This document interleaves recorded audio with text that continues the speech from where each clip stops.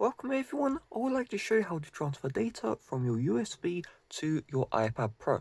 Alright, the first step is we do need to connect our USB to our iPad Pro. So how on earth do we do this? Well, if you have a USB type A, you can see here, USB, then you can see I can't connect it to my iPad Pro directly because the port is USB type C. So what you're going to need to do is you're going to need to get an adapter which allows you to input USB type A like so, and then has a USB type C connector which you can then connect to the iPad Pro. So what we're going to do is we're going to connect this end into the iPad Pro, and then we'll make sure we input the USB type A into the adapter.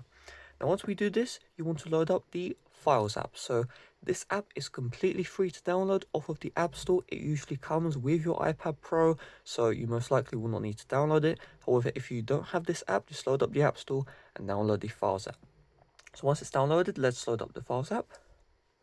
We'll tap into it, and you're going to see here this brand new storage partition, data. Okay, so usually you'll see it on my iPad. Just tap on data.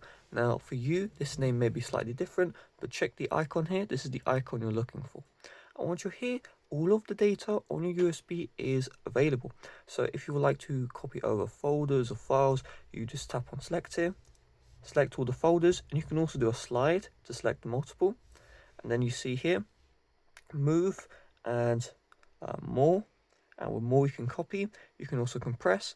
So if we just tap on copy here, we can then go to on my iPad, long press on the empty space wherever we would like, tap on paste, and just like that we've transferred data from our USB to our iPad Pro.